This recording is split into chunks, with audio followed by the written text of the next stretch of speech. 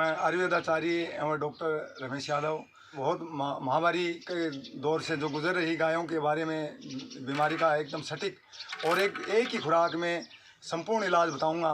जो आज अपने देश के ऊपर बहुत बड़ा संकट आया है, गोवंश एकदम नष्ट हो रहा है, ख़त्म हो रहा है, जो अपने भारत पर बहुत बड़ा एक विकट संकट के रूप में, संक्रमण काल के रूप में ये गुजर रहा है। क्योंकि ये गायें यदि नहीं बचेंगे तो देश नहीं बचेगा। और गायें श्री कृष्ण भगवान की इष्ट थी और गायों से ही हमारा दूध है, दही है, घी है, सारी जो चीज़ें जुड़ी हुई हैं। यदि गायें नष्ट हो जाएंगी तो हमें ये कहाँ से मिलेगा। तो मैं आज इसके बारे में आपको बहुत अच्छी जानकारी देता हूँ। वैसे तो हमारा देसी दवाई आयुर्वेदिक हॉस्पिटल है, श्री कृष्ण आयुर्वेदिक। हम जैसे मनुष्यों का इलाज करते हैं, बड़े बड़े कैंसर तक का भी इलाज करते हैं।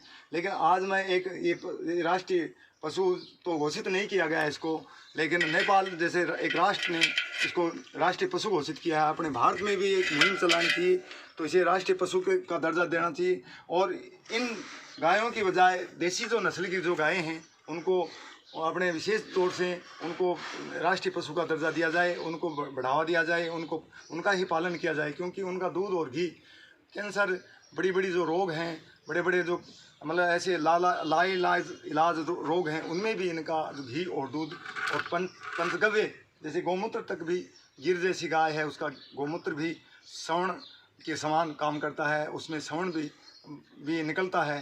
तो आज मैं आपको एक बहुत बड़े एक विकट संकट से बताऊंगा। देखो हमारी जो गाय है ये, इसमें छोटी छोटी जो गांठें बनी थी, लेकिन मैंने क्या उससे पहले ही इसका इलाज प्रारंभ कर दिया था।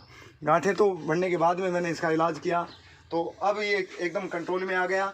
और एकदम एक ही खुराक में मैंने इसको 2 काढ़े पिलाए, उस 2 काढ़ों से ही ये एकदम ठीक हो गई।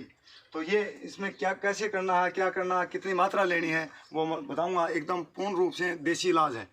देसी इलाज जो अपने गाँवों में, गलियों में, मोहल्लों में ये अच्छी तरह से मिल जाता है। जैसे एक पौधा है जिसको अपने देसी भाषा में अक्षण बोलते हैं, अक्षण है ये। और ये अक्षण का जैसे आप पहचान कर लो, इसकी बहुत आसानी से मिल जाता है, आसानी से मिलता है। इसमें देखो ऐसे जो फल लगते हैं तो ये लाल भी हो जाते हैं, लाल फल पकने के बाद में लाल हो जाते हैं। और इसके जो पत्ते हैं ये आपको मैं बड़ा पेड़ भी दिखाऊंगा, ये इसके एक नमूने के रूप में दिखा रहा हूँ मैं आपको। तो ये ऐसा अश्वगंधा है, इसके आपको 150 ग्राम पत्ते लेने हैं, इसके मात्र पत्ते लेने हैं आप। इसका और अन्य पंचांग नहीं लेने, फल भी नहीं लेना, इसके तना भी नहीं लेना, हमें पत्ते लेने। 150 ग्राम पत्ते तोड़कर रखने। उसके बाद में इसके बाद में ये जो नीम है, सब जानते हो आप, नीम के जो पत्ते हैं, जो नीम तो बहुत अच्छा एक वृक्ष माना जाता है, हर बीमारी का मतलब नष्ट करने वाला एक पेड़ है ये। तो इसके पत्ते भी हमें 150 ग्राम लेने, जो हमें मतलब सुबह से लेकर शाम तक इसको काम में ले सकते हैं। उसके बाद में 100 ग्राम जो फिटकड़ी है, फिटकड़ी में 2 क्वालिटी होती हैं, एक तो लाल फिटकड़ी होती है, एक सफ़ेद। हमें लाल फिटकड़ी लेनी है। लाल फिटकड़ी यदि आप कहीं पर भी जाओगे, पंसारी के पास जाओगे जैसे, तो उससे पूछोगे कि लाल फिटकड़ी चाहिए, तो वो लाल फिटकड़ी आपको निकाल कर, ये मात्र आपको 100 ही ग्राम लेनी है। 100 ग्राम लेकर और इन तीनों चीज़ों को 7 केजी पानी में उबालना है। 7 केजी पानी में उबालना है इसको।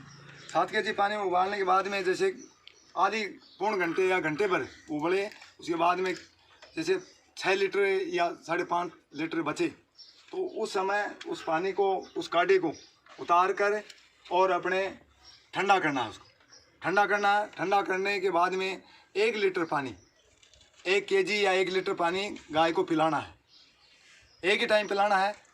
उसके बाद में जब वो पानी ठंडा हो जाए तो उससे गाय को नहलाना है, जितनी भी शरीर पर है अच्छी तरह से, जो भी पानी है उससे जो भी गांठें हैं उसको अच्छी तरह से रगड़ के नहलाना है उसको।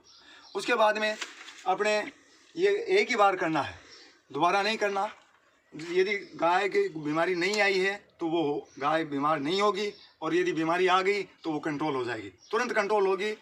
आपको मात्र 12 घंटे के अंदर इसका रिजल्ट मिल जाएगा। आप देख सकते हो इसको आपको प्रत्यक्ष प्रमाण की आवश्यकता नहीं है, आप इसको करके देखोगे तो आपको ये चीज़ें मिलेंगी। हमारी गाय है, देखो इसके छोटी छोटी गांठें थी, ये पूरे शरीर पर गांठ हो रही, लेकिन मैंने इसका इलाज किया तो ये गांठें यहीं ख़त्म हो गई। इसका जो पैर है वो भी नीचे से तो सूजन आ गया था, लेकिन ये गांठ होने के बाद में मैंने इसका इलाज किया पहले नहीं किया, पहले करता तो ये गांठें नहीं होती इसकी। तो ऐसे करके इसका पैर में एक सूजन आ गया, लेकिन अभी एकदम कंट्रोल में है, कोई समस्या नहीं है। उसके बाद में आपको एक चीज़ और करनी है।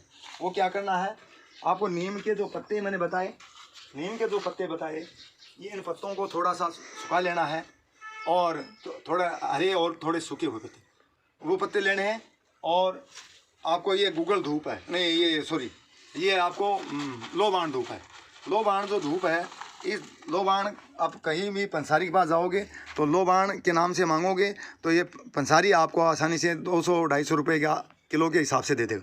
तो ये लोबान धूप और नीम के पत्ते आपको क्या करना है, आग के कंडे की आग या कोई भी आग हो उस पर डालना है। दिन में 2-3-4 बार इसी धुएँ लगानी है, इसके धुआं लगानी है, जहाँ जहाँ भी इसके चारों तरफ धुआं लगानी है। इस धुआं से क्या है, इसके जो मक्खी मच्छर हैं वो नष्ट हो जाएंगे, वातावरण शुद्ध हो जाएगा और गाय के कोई परेशानी नहीं होगी। घाव जो भी बड़े घाव बन गए वो घाव भी एकदम तुरंत ठीक हो जाएंगे, उनमें इन्फेक्शन नहीं होगा और गाय एकदम सुरक्षित और सुरक्षित हो जाएगी। और ये राष्ट्र भी मतलब बच जाएगा। यदि गाय नहीं बचेंगी तो राष्ट्र भी नहीं बचेगा, क्योंकि ये जो बहुत ही अपने वैदिक कालीन गायें हैं वो तो ख़त्म होगी, लेकिन आज जो जैसी वैसी जो भी गायें हैं उन सभी गायों का यदि अपन संरक्षण नहीं करेंगे तो हमारे देश पर बहुत बड़ा संकट आएगा। क्योंकि दूध कहाँ से मिलेगा, दूध घी दही ये नहीं मिलेगा तो नहीं मिलेगा तो इससे अपना देश है डगमगा जाएगा, अर्थव्यवस्था सारी चरमरा जाएगी। तो हमें ये करना है। उसके बाद में गाय को यदि इससे भी ठीक नहीं होती है तो मैं आपको एक और उपाय बताता हूँ। वो एक सटीक है, यदि इससे करीब ये गाय ठीक हो जाएगी, नहीं फिर भी ठीक नहीं होती है तो मैं एक चीज़ आपको बताता हूँ, उसका नाम है चिरायता। वो चिरायता भी क्या होना चाहिए, ओरिजिनल चिरायता होना चाहिए, जैसे नेपाली चिरायता होना चाहिए।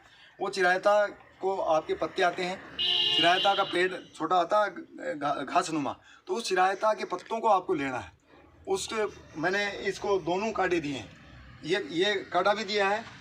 ये जो अश्वगंधा है अक्सन, इसको अक्सन या अश्वगंधा भी बोलते हैं इसको, और नीम के पत्ते और अपने ये जो फिटकड़ी, ये काढ़ा पिलाया है। उसके बाद में मैंने चिरायता का जो काढ़ा बना के वो भी पिलाया है। चिरायता का मैं चूर्ण भी दिखा सकता हूँ। मैं मेरे hospital Shri Krishna Ayurvedic hospital Jhunjhunu housing board में है, उससे मैं लेके आया था। हम आदमियों के काम भी लेते हैं, आदमी की जो बीमारी है मतलब बड़े बड़े रोग हैं उसको हम उससे ठीक कर देते हैं। इनके क्या होता है कि इनकी बुखार होती है, उस बुखार में चिरायता बहुत अच्छा काम करता है। लेकिन उसके साथ साथ हम कई चीज़ें, आदमी है उसको अन्य चीज़ें मिला कर देते हैं। पशु को हमने उसको काढ़ा बनाया और काढ़ा बना के इसको पिलाया हमने। तो दोनों चीज़ों का काढ़ा बना कर पिलाया। ये गाय आज एकदम स्वस्थ है, चरने में कोई दिक्कत नहीं है, दूध भी बराबर दे रही है और आराम से ये जुगाली भी कर रही है। यदि ये उपाय नहीं करता तो ये मतलब इसकी समस्या ये होती, इसको मरना पड़ता, लेकिन मैंने इस गाय को बचा लिया। तो ऐसे ही मेरे देश के वासियों, आप भी इस चीज़ पर ध्यान दो। ये जैसे वीडियो बना रहे हैं, अलग अलग वीडियो आ रही हैं, लेकिन उनमें दम नहीं है।